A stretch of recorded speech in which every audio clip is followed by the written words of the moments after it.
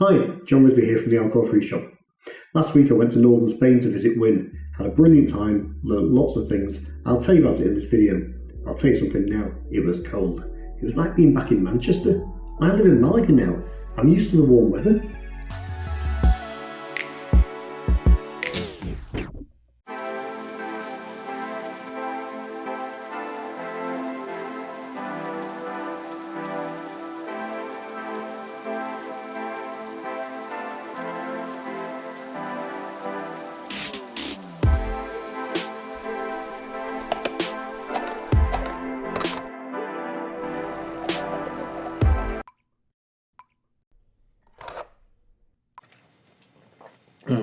That's better. Have you seen that weather? It is wild. Sorry, I know it's bad in the UK at the moment. I've seen the snow on the news, and obviously our couriers are trying to deliver parcels, and I've got a parcel coming today, hopefully, if the courier can make it. It's samples from Win, where I went last week, the winery. I was hoping they might arrive for the video, could do an unboxing, be exciting. Keep checking, keep hoping. I discovered three main things on the visit. The first is just why the wines are so good. We always knew they were great wines, but we didn't really know why, and now we have a better idea. The second thing is their environmental policy. Had no idea about it. It's really great. And the third is the importance they put on continual improvement.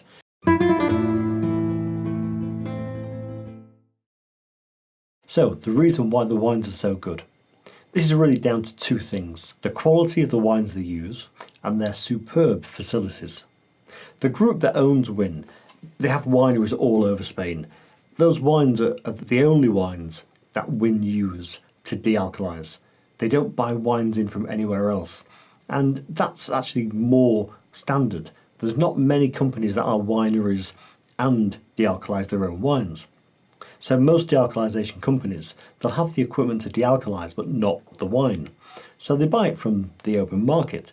This isn't always a bad thing, but it does mean that they don't necessarily know everything about the wine. Win, on the other hand, know everything about the wines they use because they're made by their own company. As for the quality of the equipment that I saw, I had very high expectations, and they were all massively exceeded. To make de-alcoholised wine, you need one thing: a machine that de-alcoholises wine. Win used the spinning cone column, but they also have so much more than that. They're not content with just making a de-alcoholised wine. They want to make the best they can. So they've bought various pieces of equipment that help them make a better wine, and clearly it works. They also have their own lab, and when I say they've got their own lab, I don't mean one man in a white coat with pens. There's a full lab, fully staffed, with obviously very skilled men and women and lots of equipment. Now, most companies will use an external company to analyse their product, normally at the end of the process when the drink, wine in this case, is finished, and just cross the fingers and hope it's okay. But here, they're analysing the drink all the way through. So when they do send the wine off to be analysed externally at the end of the process, they know the results already. They know it's going to be perfect. After the meeting, I went on a tour of the winery and the de-alcoholisation unit. My favourite part was the room where they store the barrels of wine to age them. Hundreds and hundreds and hundreds of barrels of wine. Of course, it's all alcoholic wine, so I can't drink it. I can smell it though. It doesn't actually smell very strongly of alcohol, but it's a lovely combination of the wood, the grapes, I suppose the alcohol. It was a really nice smell.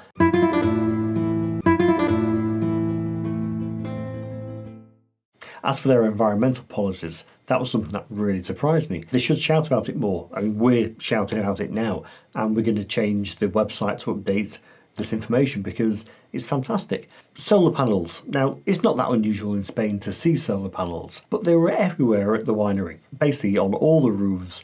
Even there's roofs that cover the cars to shield them from the sun, and they've got solar panels on. Speaking of cars, there's even an electric car charging point. I doubt many staff yet have electric cars, but more likely to if you know you can plug your car in when you get to work. One of the other companies in the group makes olive oil, so obviously there's byproducts or waste products, but they're not wasted here because they're brought to the winery and they're used to heat the winery and the offices.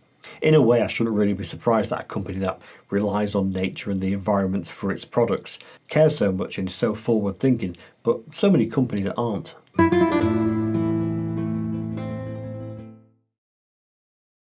The final thing that I learned was just how willing they are to continuously improve. Basically, one of the problems with alcohol-free or de-alcoholized wines is they can be a bit thin. So the solution that they tried was to add a small amount of glycerin to the drinks. And this did improve the mouthfeel, but at the expense of making the wines a bit sweeter. How much sweeter is very personal. Everyone's taste is different. To some people, they were just a little bit sweeter. To other customers, they were now too sweet. Those of you who found them too sweet were very honest and forthright with your feedback, which seriously we thank you for, because it's good to know these things. And we've passed that feedback on to Win. And the good news is that they're happy to work with us to improve the wines for the UK taste. In fact, they had some drinks prepared for me when I was there, and we did a wine tasting. At first I was quite nervous because I haven't drank alcoholic wine for 14 years. I think everyone else around the table, all employees of the company, I think they do drink. So they're more used to wine tastings. Then I thought, no, actually, in a way, I'm probably more suited to taste these wines because I wasn't comparing it with an alcoholic wine. I was comparing it with other alcohol-free de-alcoholized wines. The wine tasting was conducted by Patricia, who is actually in charge of the de-alcoholization, and she was very keen to get my feedback on behalf of the UK customers. When I go back, I'll be interviewing her. She's already agreed to do an interview for camera, and she'll discuss how the wines are de-alcoholized, shows the equipment. So that's very exciting. One of the wines that I tasted was the new young Tempranillo wine. Now, this is the newer version of the wine that we currently stock. It's a great improvement. Not that there's anything wrong with the current one, but this is, again, about the continual improvement process. They have improved the wine further. That was due to be bottled, I think, the day after I was there, so that will now be ready. And when we place our next order, which will be fairly soon, then we'll get that in stock. That's actually also one of the samples which may get here. I know this weather's not looking good. One sec. Well, no, not looking good. The biggest improvement there was Win 12. Now, Win 12 is always a great wine. Some years better than others. It goes from superb to really great and back again. It's just how wine goes. The new one is superb. It's aged for 12 months for a start, which is why it's called Win 12. This one is so much less fruity than the young Tempranillo, but that allows all the other flavours to just burst through. I'm not sure when it's been bottled. I'll try to find out. And don't let me put you off the current Win 12. The current Win 12 is superb as well. It's just this new version, going back to the continual improvement, they've really improved this massively. One of the things that Patricia explained is just how much the actual equipment can affect the outcome of the wine. As an example, if you change the temperature on the de-alcoholization machine by just 1 degree, you'll get a completely different wine. And there are numerous settings which can be changed.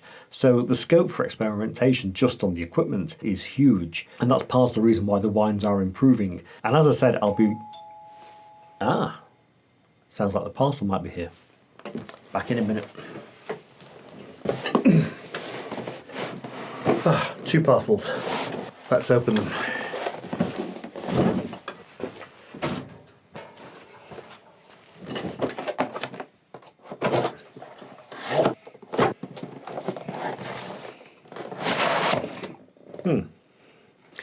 It's upside down.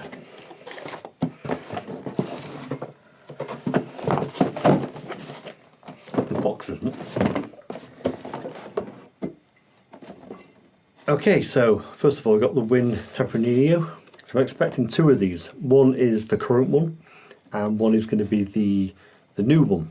That's a Verdeco. There we go. There's the other Win Tempranillo. So that'll be the new one. So it's going to be nice to compare this again with the current one. Win 12. Hopefully that's going to be the new one, because that was delicious. And right now, these are interesting. Win 0. This is a very slightly sparkling wine. We don't currently stock it, and we'd like your feedback actually. If you'd like us to stock this, please let us know. The reason we don't is twofold. First of all, the red. It's a bit strange in the UK to have a red wine that is slightly fizzy. It's not sparkling like a champagne, but it's got a bit of a fizz. This was the wine that I pulled a bit of a face at the wine tasting. But anyway, let us know if it's something you'd be interested in. Personally, it's not for me. On the other hand, this is the Win Zero White. And again, it's slightly sparkling out, whether you can see the bubbles there. This was delicious. I did actually really enjoy this. The worry we have about it is whether enough people will be prepared to pay, frankly, what it is worth. There's a temptation to sort of make a false comparison with something like a Schlur, which, £2 a bottle, often half price at a supermarket. It's a perfectly decent grape juice. This is a de-alcoholised wine, a very good wine from a very good winery.